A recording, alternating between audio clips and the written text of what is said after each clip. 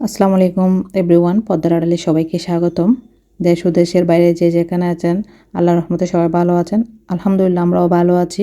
আসলে রমজান শুরু হতে আর মাত্র কয়েকদিন বাকি। এ সময়ও অনেক প্রস্তুতি নিতে হয়, কিন্তু বাসায় নবজাতক থাকে, তাহলে সব কিছু একসাথে করা সম্ভব হয় না। ওর ঘুমের ফাঁকে ফাঁকে করতে হয় কাজগুলো, হোক সেটা রাত 2টা বা 4টা, 1টা, 12টা, এরকমই 1 ঘন্টার কাজ সারাদিন লেগে যায়।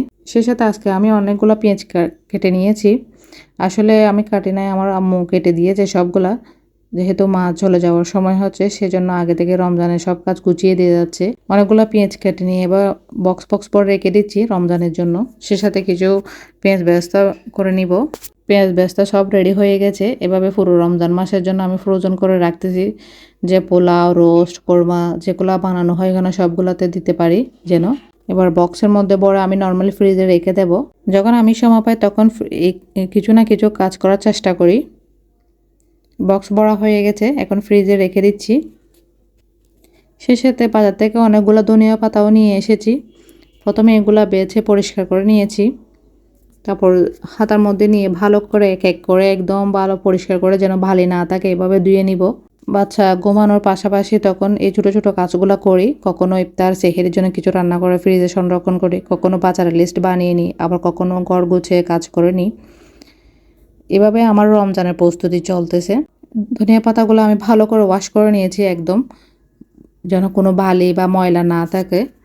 ধোয়ার পরে এগুলো আমি ভালো করে পানি ঝরে যাওয়ার জন্য রেখে দেবো হাতার মধ্যে। এখন একদম পানি ঝরে গেছে, ঝরঝরা হয়ে গেছে। এখন আমি ছোটো ছোটো কুচি কুচি করে কেটে নিয়ে নিব, যেগুলো যেরকম আমরা সবজি বা তরকারি যে কোনো কিছুতে দিই, ওভাবে কেটে আমি জিপলক বর্গের মধ্যে ভরে নেব। দেখুন আমি এখন কেটেও নিচ্ছি। মা চলে যাওয়ার আগে সব কিছু গুছিয়ে দিয়ে যাচ্ছে মেয়েকে, যেন কোনো কষ্ট না হয়, রমজানের মধ্যে সুন্দরভাবে রমজান মাস পালন করতে পারি এবং সিয়াম সাধনার মাস। এই রমজান যেন সবাইকে পালন করার তৌফিক দান করুন আল্লাহ, সবাইকে সুস্থ এবং ভালো রাখেন। সবগুলো ধনিয়া পাতা কাটা হয়ে গেছে। এবার আমি জিপলক ব্যাগের মধ্যে ভরে নেব। চাইলে বক্সের মধ্যেও ভরা যায়, টিস্যু দিয়ে মানে ভাগ ভাগ করে রাখলে অনেক দিন ভালো থাকে নর্মাল ফ্রিজের মধ্যে। যেহেতু আমি লং টাইম রাখবো, ডিপ ফ্রিজেই রাখবো, এগুলা নর্মালে রাখবো না। চাইলে ধনিয়া পাতা পুরো বছরের জন্য সংরক্ষণ করা যায় এভাবে। একদম রেডি হয়ে গেছে পারফেক্টভাবে। এবার আমি ডিপ ফ্রিজে রেখে দেব। সেই সাথে রমজানের জন্য কিছু খেজুর অনলাইন থেকে অর্ডার করে নিয়েছিলাম, জমজম ট্রেডিং থেকে। দেখতে পারেন, মাশাআল্লাহ দেখতে ভালো, অনেক খেতেও অনেক মজা আছে।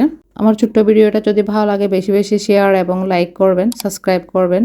ভালো থাকবেন, সুস্থ থাকবেন। আসসালামু আলাইকুম।